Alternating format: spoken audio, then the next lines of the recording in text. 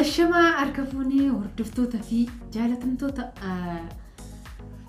arganneetuuf kan taatan hundi keessanuu hordoftoonni kiyyaa bakka jirtan hundumattuu nageenyi fi jaalalli isiniif haa baay'atu jecha akkuma beektan egaa har'a immoo viidiyoo addaatiin nama addaatiin gaafilee addaatiin walitti deebineerra anaa dhufu isiniin jedheera daawwattoonni fi hordoftoonni chaanaala kiyyaa bakka jirtan hundatti nageenyi isiniif haa baay'atu. Kanaaf egaa arganneetuu fi like share subscribe gochuu akka hin raaffanne har'a immoo keessummaan kiyyaa yookiin immoo kan gaafiidhaaf kaadhimamee asitti dhiyaate akkuma beektan egaa eenyu akka ta'e isinillee ni beektu. Kanaafeef immoo abbichumti qofaa beeksisu saniin booda ani isinitti deebi'aa amma kara isaatitti isin dabarseera obsan nu faana turaa jecha. Okay, galatoomii jecha asitti naaf yeroo keessatti gammachuu guddaa sanatti dhagama. Akkam jirtan nagaa qabdanii miti baga jiraatanii isin jedha daawwattoota fi kabajamtoota Kush 5 show hordoftoota argannee tuubii fi raayil tuubii baga nagaa taatanii baga jiraatan isin jedha.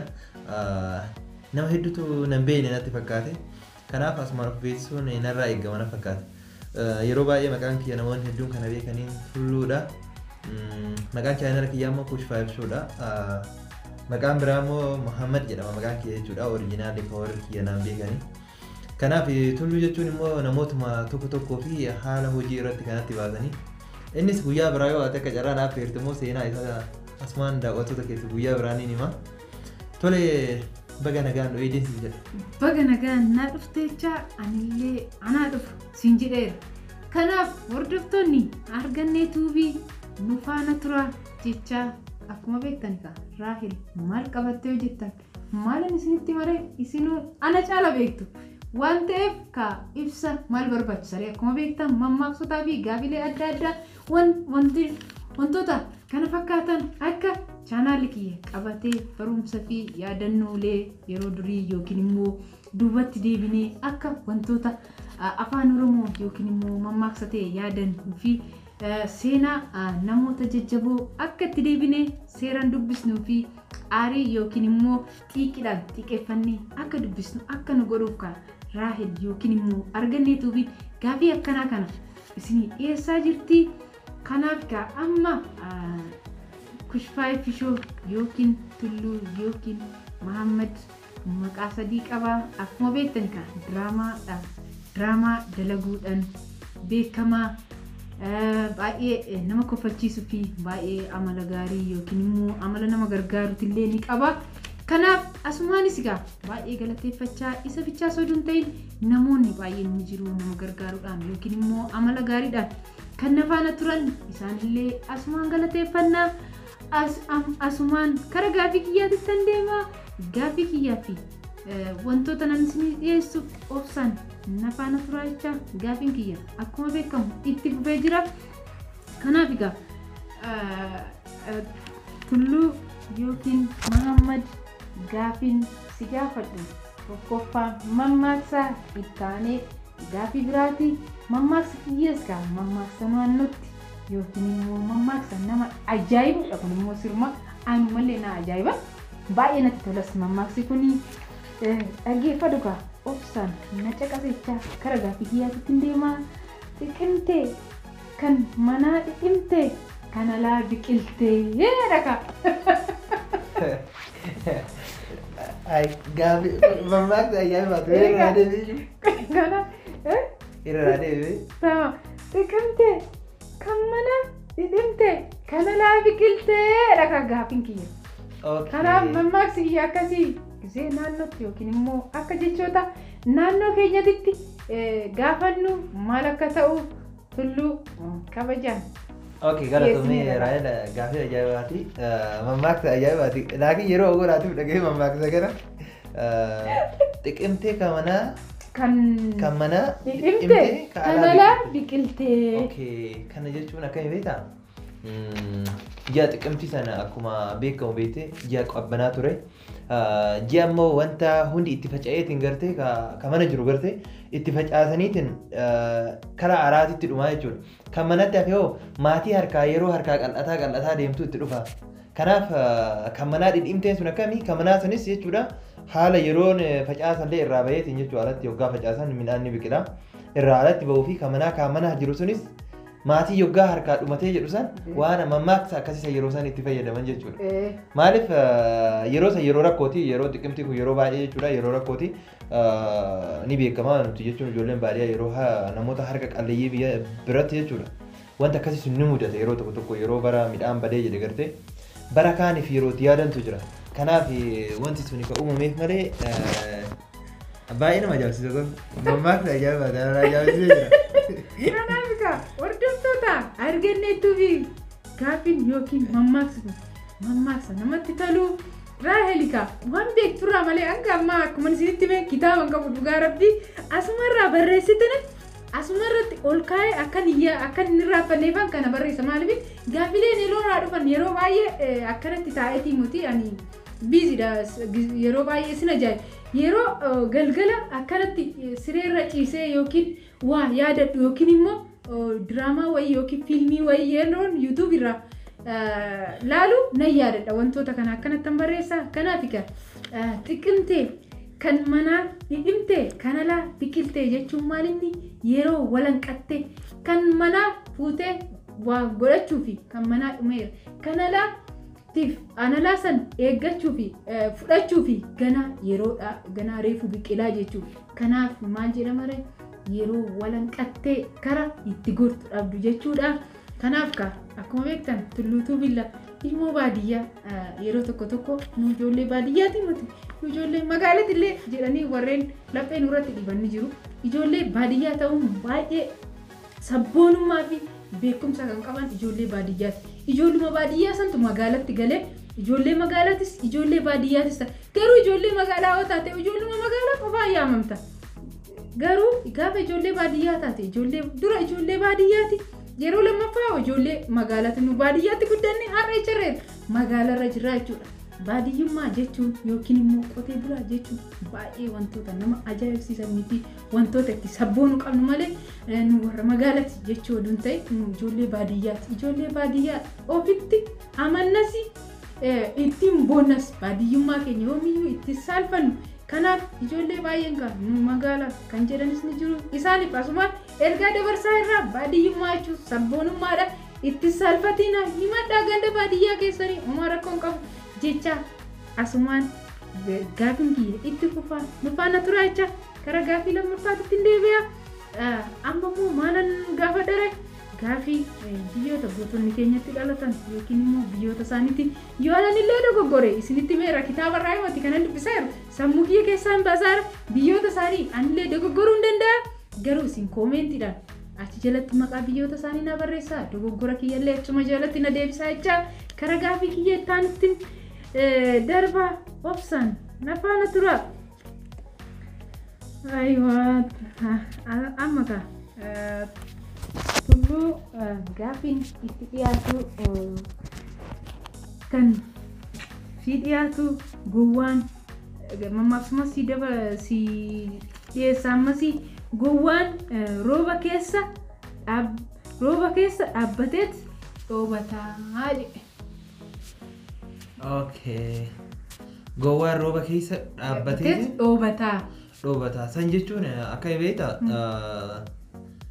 garuu akkanatti fakkaatutti bishaan bira taa'eetiin dhoobbatan fakkaate san jechuun fakkeenya waan tokko osoo qabdu gartee waan tokko osoo qabdu waan sanitti fayyadamuu diddaaf gartee jabinna keessa keetii akka waan boru ittiin naatartii yookiin boru itti fayyadama jettee yaadde jechuudha.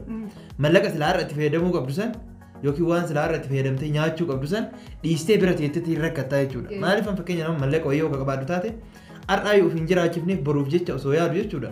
Mallaqa kiisa kiyya kana jiru dhiisee bira taa'eetiin beela'u siif galaa miti boruuf yaadu jechuudha achi tareeti.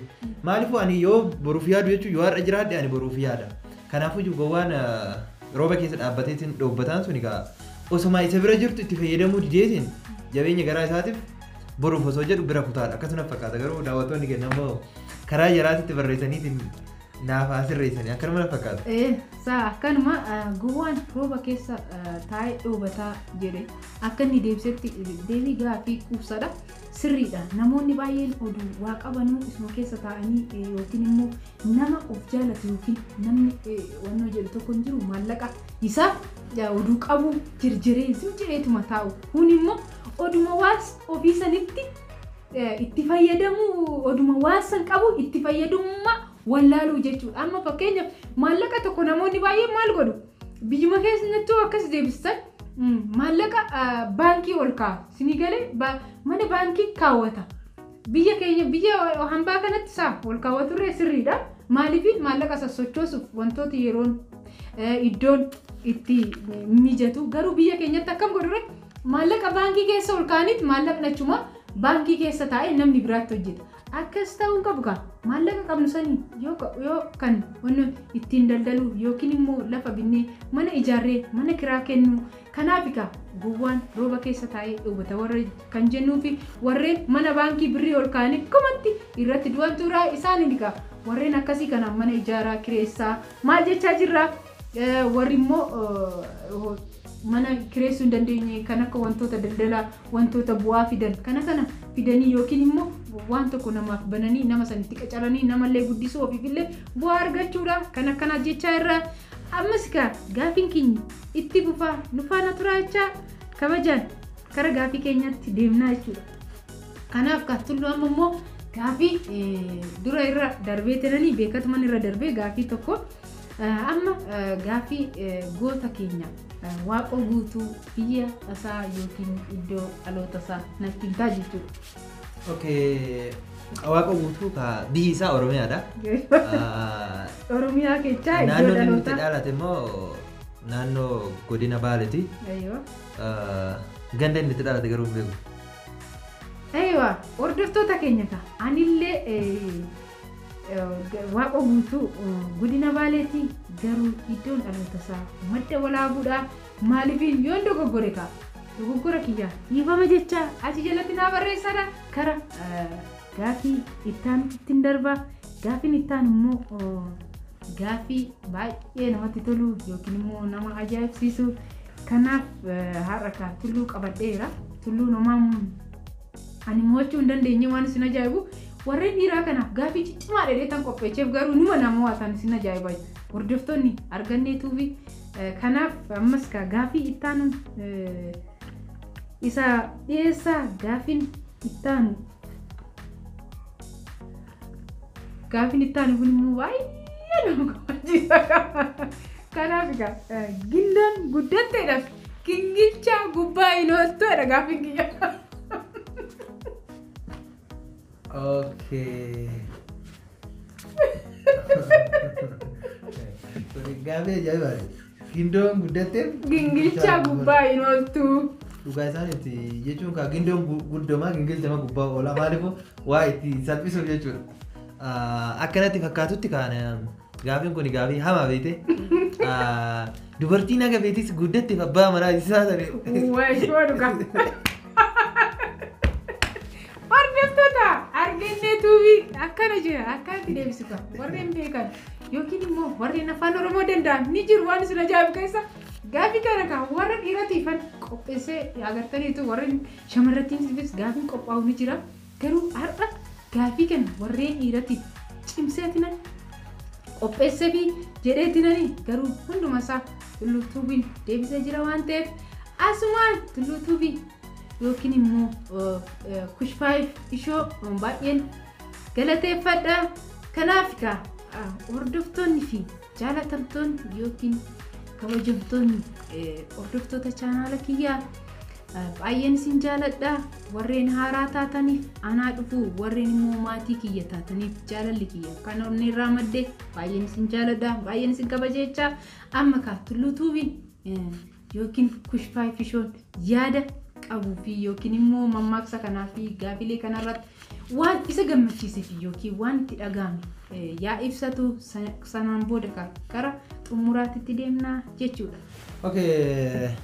Raayil ta'e galatoomii arganneetu daawwattoonni kee wajjin jechuudha galata qabdanii galatoomaa isinis warrin nan beene jechuudha kara chaanal kiyyaa dhuftanii jechuudha kara Kush 5 show maatiin naaf ta'uu ni dandeessanii yoo yaada qabaatan immoo karaa peejii kiyyaatiin jechuudha Kush 5 show peejii kiyya jechuudha isa jala seentaniitiin karaa messengeraatiin waan nagaafachuu barbaadan nagaafachuu ni dandeessan jechuudha karaa keessatiin waan isin qarqaaruu barbaadan si yoo jiraatu taate isin qarqaaruuf karaan hulaan kiyya banaadha isiniif jechuudha.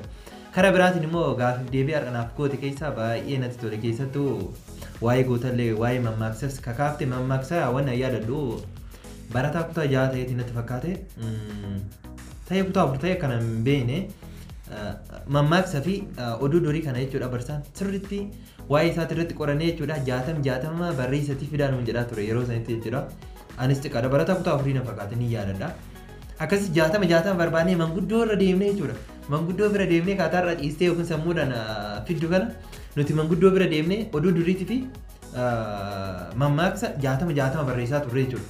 Finneetiin barsiisadhaan akkasitti ijoolleedhaan garee keessa jiru jechuudha. Akkasitti wal morkii turre jechuudha. Kanaaf aadaa keenya afaan keenya akka hin banne ati deebisteetiin oduu duriitii fi waan garaagaraa kana asirratti qopheessuu keetiif hedduu galatoomiin siin jedha. Maqaa daawwattoota keetiitiin galata guddaa qabdaa galatoomii afaan keetis guddisuun aadaa keetis seenaa kee barsiisuun immoo waan guddaadha. Kanaaf qophiin keenya kaarraa kana fakkaataan affeeruu keetiif keessummaa kee ta'uuf baay'ee gammachuu guddaa natti dhagame.